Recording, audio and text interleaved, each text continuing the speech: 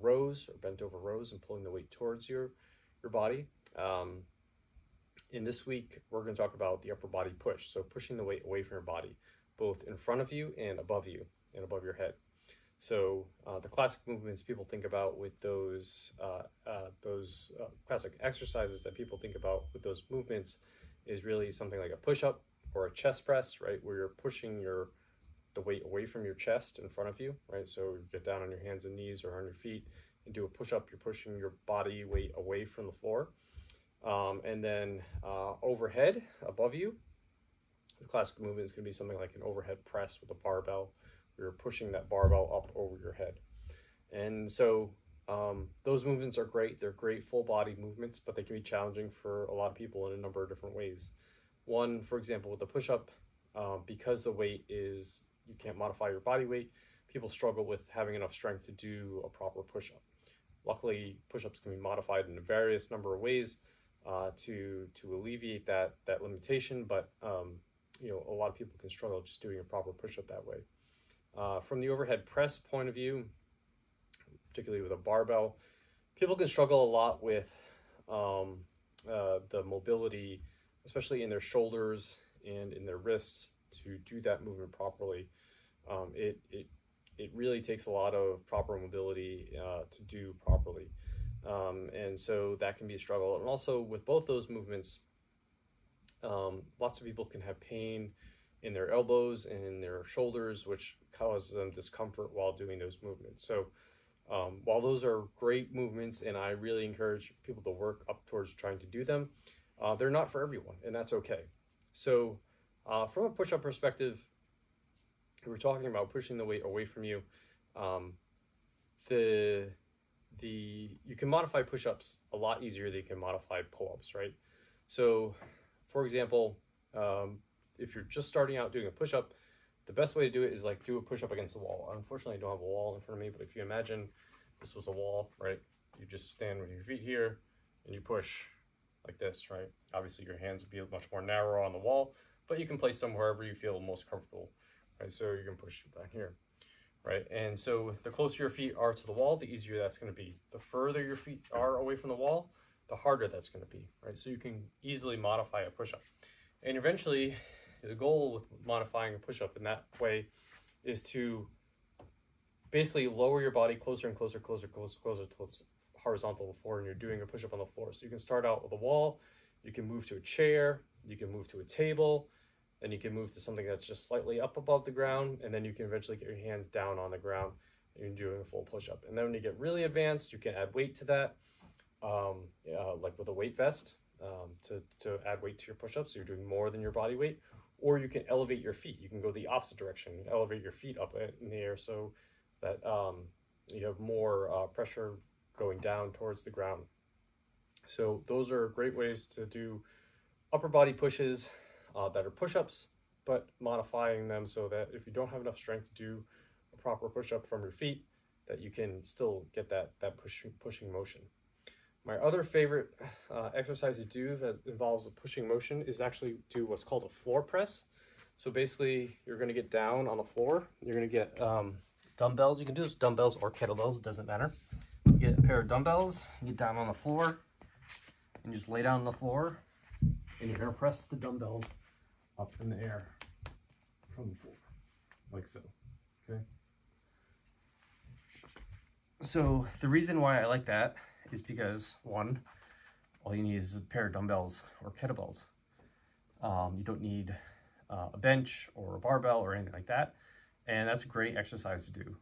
And also it keeps the range of motion a little bit shallower, so you don't, because your elbows can only go as far down as the floor, that's pretty much where you stop, right? So it gives you a nice stopping point.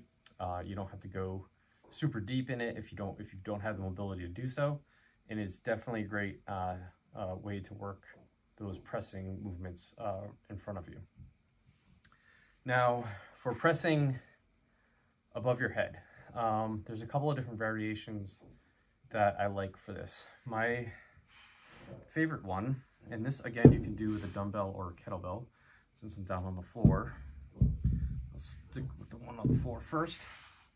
So basically you're gonna sit, it's called a Z press. You're gonna sit on the floor, butt on the floor, legs kind of spread out a little bit, but straight up. So you're sitting straight up in the air. And you're gonna take your kettlebell or your dumbbell, whatever you want. I kind of like to do it with a kettlebell just because I like the weight on the outside of my arm.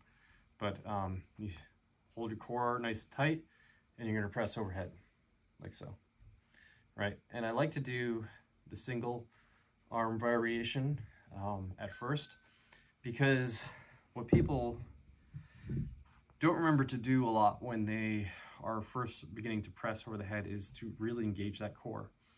And the fact that you have to sit straight up like this, and you're using one dumbbell at a time as opposed to two, or as opposed to a barbell, you could do this with a barbell as well, means you have to engage your core, because you have to stabilize your core or else you're going to tip over, right?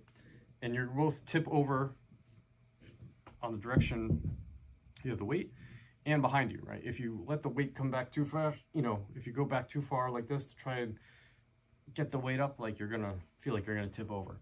So you have to stabilize your core, you have to stabilize your upper body, you have to keep it in line, and you can't cheat as much either. A lot of people like to cheat when they press overhead by flaring their ribs out like this. And when you're sitting on the floor like this, it's very hard to do that. You can't flare your ribs out. This is the problem that I have, is that I lack the mobility in my shoulders. When I push with a barbell overhead, I'll flare my ribs out. But when I'm on the floor, sitting down, pressing overhead like this, I can't do that. So it keeps my core nice and straight and engaged the whole entire time. And so I really like the Z press for that. Now, there's some other good pressing movements that I do like standing as well. And these again, you'll need a kettlebell for, but they're fairly common these days, so it shouldn't be too hard to find one. One is an open palm press. So you're gonna take the kettlebell, you're going to twist the handle so it's kind of upside down, facing your bicep. And you have the kettlebell sitting in the palm of your hand, and you're just going to press overhead like this. Okay. I don't want to hit the light above me. Like that. Okay. So that's one. Pressing overhead, press movement.